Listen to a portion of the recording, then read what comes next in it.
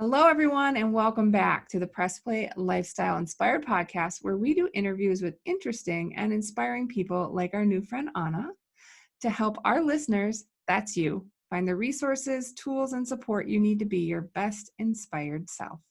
How are you today, Anna? Oh, I'm doing very well. Happy to be here, Jackie. Thank you. Oh, I'm so blessed and so thankful that you took the time to be here as well. I wonder if you could give the audience an introduction to a little bit about who you are and what you're doing right now in the world. Sure. Well, there's, of course, lots of facets as to who I am.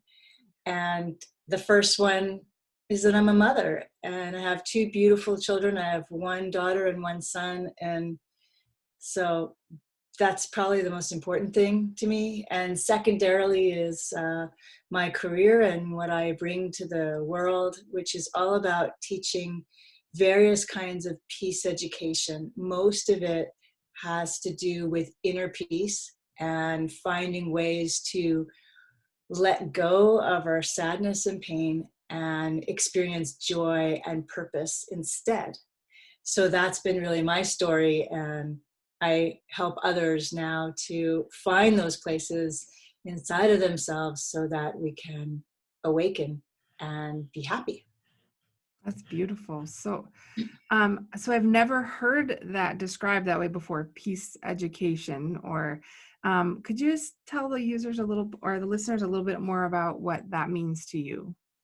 Sure. Well, I have an academic background in peace studies and also in dispute resolution. So I have a master's in dispute resolution, and I've just been thinking about this stuff for a long time, noticing in my own life, in my own family, and in the world how much conflict there actually is, and what am I going to do about it? What are we going to do about it? So that goes on many, many levels. You know, there's the interior thoughts that kind of bug us during the day or really bring us down to some anxiety and depression. And it goes all the way to nations and fighting against each other, or, you know, bigger societal levels. So I studied all that and became more and more interested in finding the practical ways to feel peaceful, because it's possible to really study a lot of academic stuff, but then at the end of the day, how do I feel? How do you feel? You know, and what can we give? Because I really feel like our purpose is to find what is the specific wonderful thing or things that we're here to offer to the world, because that's what really brings us joy. So a lot of times we get stuck because we're not feeling so good inside. And I certainly had that experience myself, you know, even with the academic training and going all the way through a master's program in it. Did that mean that I was any more together or peaceful inside of my own mind? Not really. So I needed to find other tools and processes. So I'm deep into yoga and meditation. I study a spiritual book called A Course in Miracles, which I have written about, actually. And I have an online course that kind of explains what A Course in Miracles is about, because it's a big, thick book and it's brilliant and it has helped me so much. And yet it also can be kind of off-putting when you start it, because it's really long and the language is a little strange. So anyway, if anyone is curious about A Course in Miracles, I highly, highly recommend it. And it has helped me a lot with my experience of what inner peace really is and how to get to it, how to really feel it inside of me and then share it with others.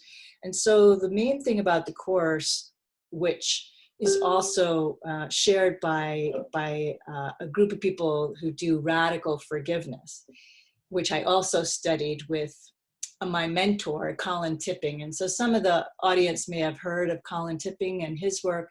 So I studied with him, and I realized that letting go of our suffering and laying down our burdens of pain and past memories and all the stuff that keeps us stuck it can be called a radical form of forgiveness. This is not the traditional model that we learned when we were kids. Like, I realized, okay, probably most of us learned about forgiveness when we were about 4 or 5 years old. And we're out on the playground and we're old enough to be playing with other kids, not parallel play next to other kids, you know? Mm-hmm. So then we get to that stage where we're playing with kids and, you know, somebody knocks somebody down or takes their lunchbox or whatever. And that's when we first start learning from adults. Oh, one kid's supposed to say, "I'm sorry." And the other kid is supposed to say, "Oh, that's That's okay. okay." And that's maybe as much as we learned. Now, some people went to church and learned a whole other thing about forgiveness, but not everybody went to that church and not everybody was paying attention. And maybe that church also gave a whole lot of other messages along with it. So I've just been on this journey to find out what is the purest, most helpful message about clearing out the closet, you know, basically inside of our minds, our hearts, and our memories, so that we can be happy and free. And that's my whole life story in a nutshell. Is I'm my own guinea pig. I'm working this stuff every day. I don't claim to be done at all. And I do say, yeah, I'm passionate about it. I'm fascinated by this. Come on along with me so that we can learn about this together.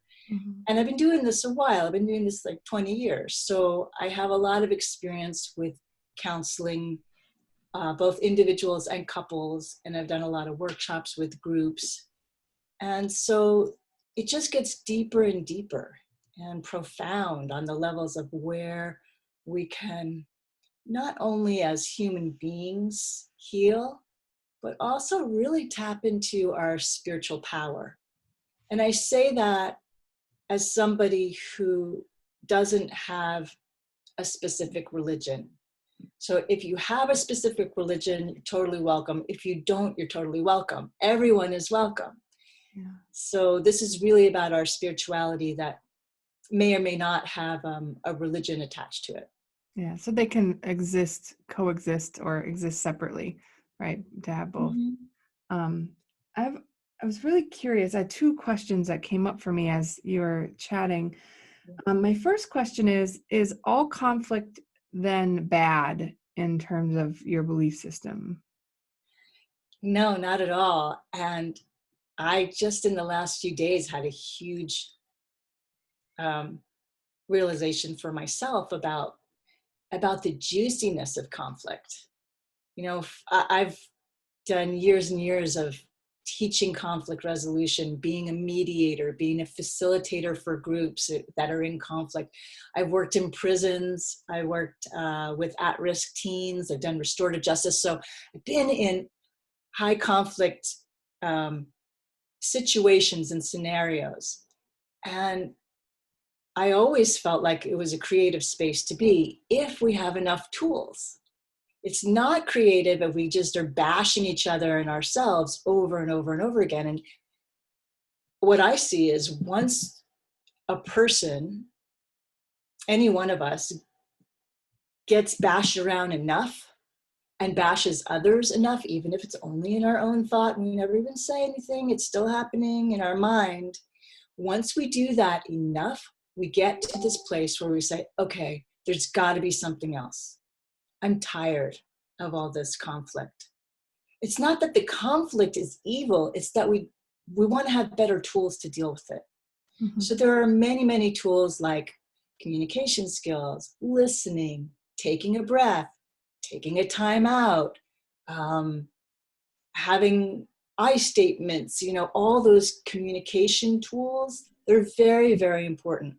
But what I found as I was teaching them and sharing them with people, that unless people have inner tools of how to calm down, then all those other ones, they're good, but they just don't hit the spot, you know, because we're still running a lot of anxiety and anger and stuff that probably doesn't even have to do with this moment or even this current conflict. It has to do with just a whole way that we are um, navigating our world and what we think is real. And that's why coming into the inner dimension of, well, being really honest, open, and willing to see, where am I really scared? And where have I really shut down? And it doesn't mean you have to announce that to the whole world, but we better announce it to ourselves, because otherwise we're just going to run the same story over and over again. And probably most people who are listening, once you're beginning adulthood, you start to see the patterns. By the time you're in your 30s, you're like, oh shit, I already did this twice. How come I have a boss that needs to, run my life? Or how come my last 2 relationships ended in exactly the same way? Well, there's a reason. There's a reason, because it's because of how we're thinking about our world and ourselves. The good news is that you don't have to fix anything. None of us have to fix ourselves. And that's a whole rabbit hole we can get down to. Oh, I need this, I need that, I need one more of those, I need to do this, and I need to fix myself, I need to fix that other person, I got to fix the world. What I've realized is we don't have to fix, but we do have to let go. We have to release. And that's what the deep forgiveness process is all about. It's not a patching up or a fixing. It's letting go of these extra layers. It's like I sometimes describe it like we have this burlap bag over our heads, and it's filled with stones, and it just feels so damn heavy. And all we need to do is take the bag off the top of your head, let those stones drop to the ground, and you'll be like, oh, I'm cool, I'm good, and I always have been. It's just that extra, which is part of our learning. There's nothing wrong with it. It's just, I see it that we are souls, eternal beings, and we're working out these new lessons. And it's like we're doing this workout at a gym, and we're working out the muscles, but it's the inner gym. In fact, that's what I used to tell the guys in prison, because they're really used to working out. They know exactly what working out is all about, but they're working out their body muscle. They're not necessarily working their inner muscle. But when we realize it's exactly the same.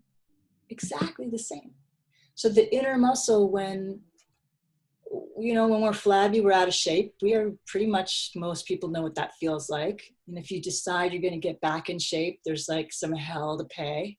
You got to get through those layers of, oh my God, I can't do this, I want to quit.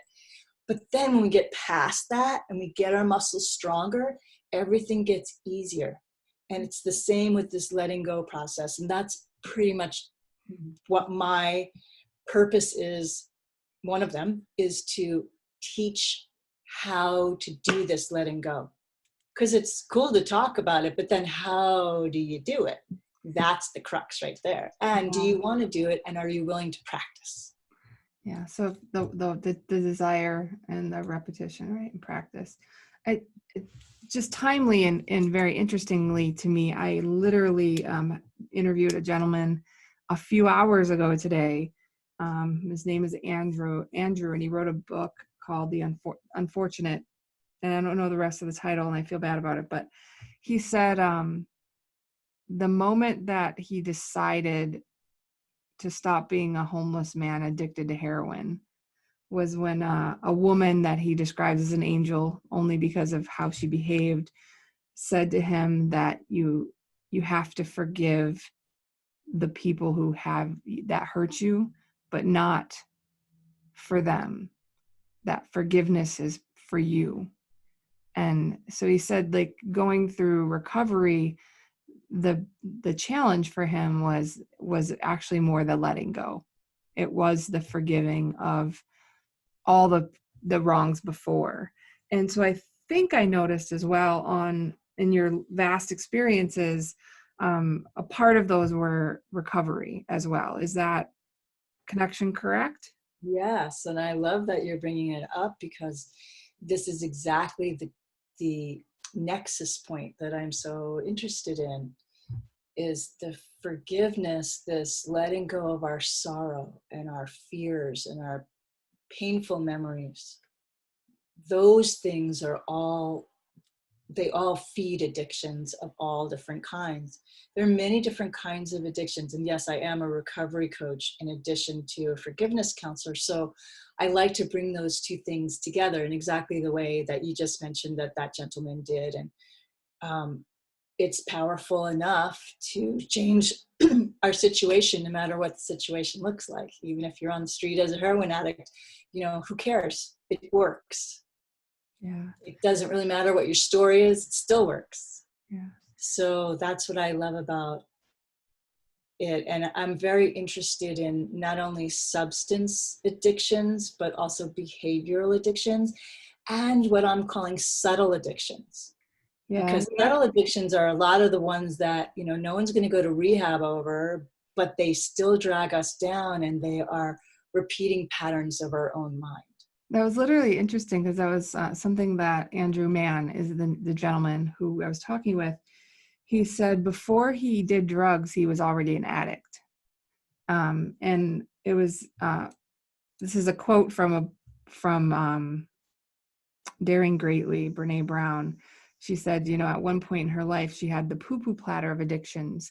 Nothing was big enough to go to rehab, right? Nothing was significant enough where anyone would support her, but she knew she had a little bit of alcohol, a little bit of this, a little bit of that, a little bit, you know, all of these things. And Andrew said for him, addiction was literally, he was addicted to living a life that wasn't his, to being outside of himself. And so I think it was just very timely and interesting that the two of you were on the same day, and that he said that he accidentally, you know, or maybe it was spiritual, I don't know, but this woman asked him, you know, who do you need to forgive? Who do you have? And it's not about them. I thought it was beautiful. Yeah, well, I would say that we're here together as a family. We're a soul family, and the people around us that we love so much, and also the people around us that we just detest, sometimes those are the same people. Yeah. These people are our soul family. They're the ones that are teachers for us. We're teachers for them. We're deep in it together. So the forgiveness, as I see, energetically works, yes, for us, but it also ripples out. You know, that when our energetic changes, it changes the whole fabric of all of creation in its own beautiful way. That's mysterious. That's beyond what our mind can really understand. But I feel it intuitively. And the deepest, most tender part I have found in working with many, many people also is self-forgiveness. So yes, we need to forgive others, but ultimately in every healing situation, there is forgiveness as part of it if it's true healing. And in every situation, forgiving someone else, when you look deeply enough at it, there's forgiveness of ourselves as well. And then Yeah. there's forgiveness of ourselves for the things that we did that we're not so proud of, you know, that where the shame and the guilt live in us, like deep down at the bottom of the barrel. That's where forgiveness in this radical way can really save us, save the quality of the rest of our lives. It's really interesting to me. Have you, I'm sure you've run across this being with all of your educational background in this area, but I recently heard some interviews on Ho'oponopono about, so like, I love you, I'm sorry, forgive me, thank you. And what I really found intriguing about kind of this idea of healing was the radical accept, like that you personally take responsibility as well, because ultimately we're all mirrors, and you're actually forgiving you, instead of saying like I forgive you for harming me. It's like I forgive myself for letting you harm me, kind of scenario. Right? And forgiving the moment as it arises. Yeah. So that means being in acceptance of what is and stopping the battle. that I have to fix it, change it. Of course, there is a distinction. If someone listening is in an abusive relationship, I am not saying stay, no problem. There are safety issues and emotional safety issues that are very, very important. So I'm not saying have no boundaries. As a human being, we need to respect ourselves and love ourselves enough to say, you know what, this situation is not what I want to create in my life. I'm leaving. I'm going to go do something more creative and different. Yeah. And that may mean leaving a toxic relationship in a safe way. Yeah. I think that was a question I wanted to make sure I get in before we've talked a long time already. I love that the very first thing you said, and I wrote it down because it's huge for me. My background is in software development. I didn't so such a radical change from before to now, but I think I'm on this mission to bring practicality to spirituality, to healing, to love. This is all great conversation, but then there is some doing, right? There is some things that you can practically employ in an effort to move from where you are to where you want to be. So before we have to wrap up and we let people know how they can find you, are there some practical ways toward forgiveness? Yes, it's a skill that we can learn. And that's kind of surprising to a lot of people because often the forgiveness moments or the healing moments that we have are spontaneous. We might be walking in nature, we might be on a massage table, and all of a sudden something happens and it's really cool and wow, and then we just go on with our lives. But we can learn to make this a conscious decision that we make with skills that we need to learn. And they're not hard. Even a child can do it. You need to have trust, honesty, openness, willingness. Those are the things to start. And everybody can have that. You got to choose to do it. And then the way that I teach it involves some breath and some getting down into what is this thing, so that we're not just, oh, I let it go. But I did, you take a look first, then let it go. Educate ourselves about what is this thing. And then breathing it out and making an offering to the oneness, to our spirit, saying, here's my sadness and my pain. Please take it. I don't want to keep it anymore. That's revolutionary right there. And then the next part of it is to receive. Receive with our breath, receive with our willingness and openness to have something new. The healing will come, but we have to make room for it. That's where learning the skill is. It's not hard, but it's very, very worthwhile to do. And that's what I teach. I love that analogy. It's actually very helpful for me because you hear a lot of they're like the hashtag moments. That's what I'm like, living in the hashtag moments where people say you can't fill from an empty cup and all of this. But there's some truth to all of those, right? All of the cliches, all the hashtag moments. But I love the way that you worded that. Like there's, the physical body, the spiritual body, there's so much room. And so if you can let go of maybe something that's not serving you any longer, it does create a void where you can accept something that will serve you. So it is like an energetic exchange almost of it's not that it was bad. And I like that you said that before too. It's not that it's evil, conflict is evil. It's just not serving you the way that it's showing up now. And so you can choose to let it go and be willing and open and honest. And it allows room for something great to arrive. So I appreciate so much the analogy that kind of brings back for me kind of some like tangibility to something that's a little bit difficult to be tangible about, I think. Yeah, because it's not physical. So finding out, well, how do I navigate my emotional and mental and spiritual levels? We're taught to be such physical beings, and yet there's a lot more to us than that. Yeah. So I think we could probably talk for 50 hours. This is so amazing and very wonderful. How can people find you, Anna, so that if they want to learn more about how you can work with them through, forgiveness, helping with conflict? Sounds like you have this giant tool belt full of ways to support people. How can they find you?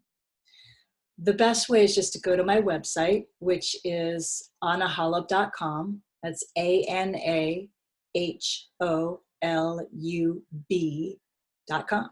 And Wonderful. that will have lots of information, including ways to get a hold of me if you want to do a one-on-one session. I offer a free consultation. So just get a hold of me, email me, and we can set that up. And there's also the links to the courses. And I wrote a book. It's called Forgive and Be Free. And sometimes that's a good place to start. Wonderful. Well, thank you so much, Anna, for your time. Again, I wish we had a lot more time to talk. We'll make sure all of your resource links are in the show notes, but thank you so much for your time today. Thank you very much, Jackie. Have a great day. Bye-bye. You too.